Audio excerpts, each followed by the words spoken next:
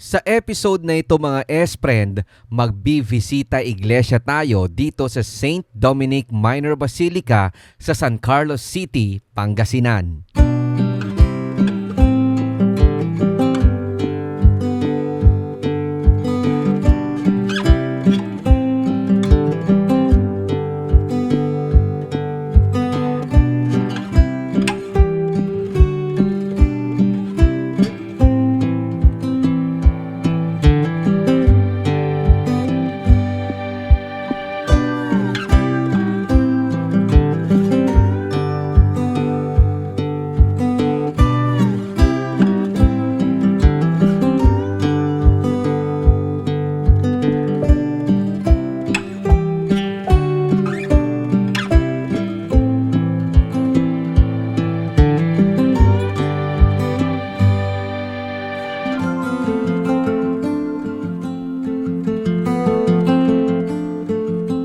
July 6, 2022 nang ideklara ni Pope Francis ang makasaysayang St. Dominic Parish Church sa lungsod ng San Carlos sa Pangasinan bilang isang minor basilica at mataimtim na naiproklama noong January 14, 2023 ang naturang estado.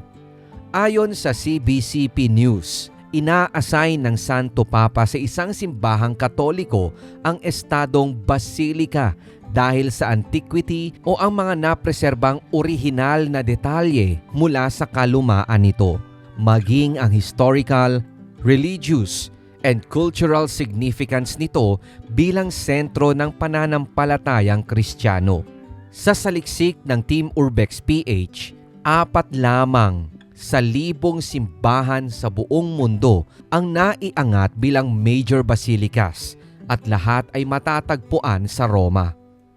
Ang St. Mary Major, St. John Lateran, St. Paul Outside the Walls at syempre ang iconic na St. Peter's on Vatican Hill at ang ilang hindi nabanggit ay nasa estadong minor basilicas.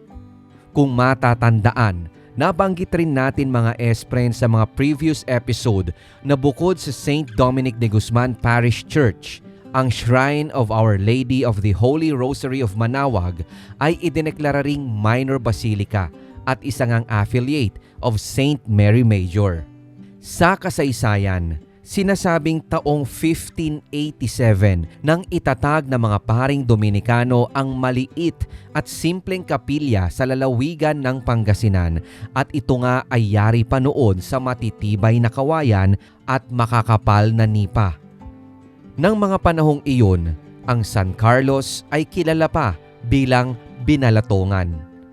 Sa isang episode mga S-Friend, kung inyong matatandaan, ito rin ang dahilan kung bakit binanggit sa coffee table book na Pananicia Heritage and Legacy na inilathala ng Lingayen Dagupan Archdiocese na ang mga simbahan ng Lingayen at San Carlos City ay siyang may hawak ng titulo bilang oldest churches in Pangasinan at kung bibilangin, 438 years old na ang mga ito ngayong 2025. August 4, 1718 nang ang isang Juan Caragay ang sinasabing sumunog sa naitayong unang simbahan at kumbento sa Binalatongan. Muling inilipat ang simbahan malapit sa San Juan River, subalit na wash out naman ito ng bahang dulot ng pag-apaw ng tubig sa ilog kung kaya't maaaring mapatotohanan ang nakasaad sa San Carlos City Tourism na 3 beses na inilipat ang maliit na simbahan noong 17th at 16th century. Pagsapit ng 1763, sumiklab naman ang Palaris Revolution sa pangunguna ni Juan Palaris at muling sinunog ang kumbento ng simbahan ni St. Dominic. Dahil rito, naglabas ng kautusan si King Charles III, ang hari ng Espanya sa panahong iyon, na ilipat sa lukban ang panibagong itatayong simbahan.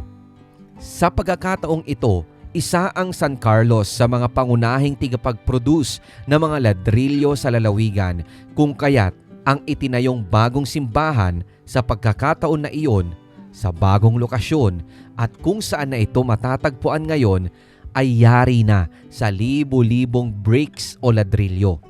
Sinimula ng konstruksyon ng simbahan noong 1770 at nakumpleto 3 taon matapos itong masimulan sa pangangasiwa ni Padre Cristobal Ausina. Sa kasaysayan, sinasabing ang simbahan ni Saint Dominic ay siyang pinakamalaking simbahan sa buong Pilipinas ng sandaling iyon, subalit ang mga malalakas na lindol noong 1789, 1796 at 1799 ang nagpadapa sa ilang bahagi ng lumang simbahan. Muling isinaayos ang mga napinsalang bahagi noong 1803 sa pangangasiwa ni Padre Alvarez Carrizal na siya ring nangasiwa at nanguna sa pagpapatayo ng kampanaryo mula 1878 hanggang 1890.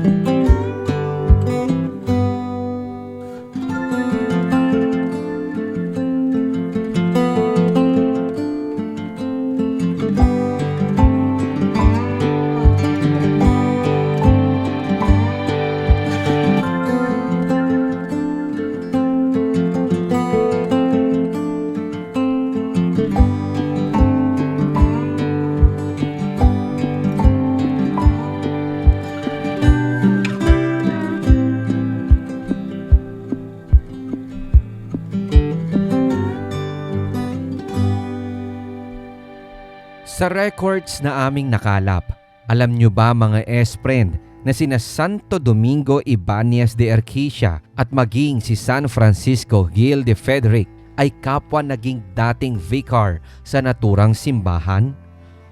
August 8, 1989, nang lagyan ng National Historical Institute ng historical marker ang simbahan ng San Carlos.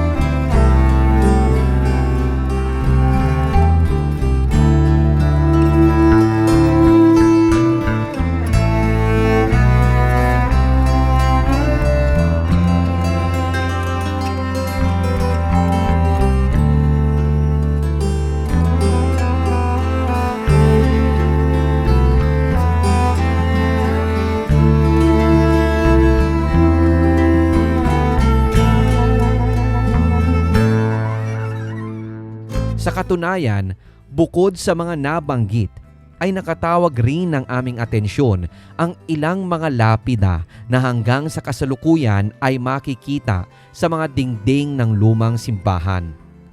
Isa itong indikasyon mga S-friend ng kultura at paniniwala ng mga sinaunang Pilipino ukol sa paglilibing sa loob ng simbahan na siyang magsasaad sa kasalukuyang henerasyon sa maaaring naging malaking ambag ng mga nakalibing na ito, mapamaterial o impluensya.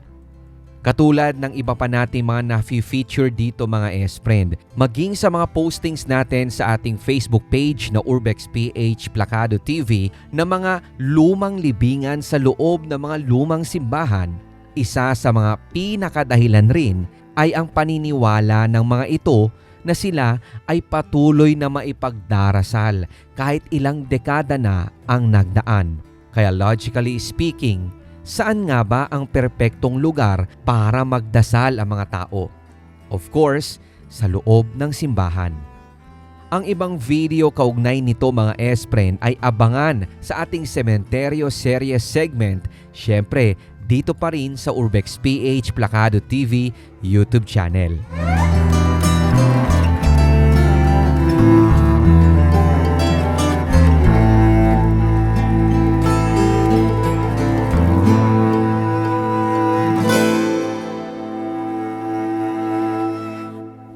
Kung sakaling magbibisita iglesia ka sa Pangasinan, isama mo sa listahan ang St. Dominic Minor Basilica.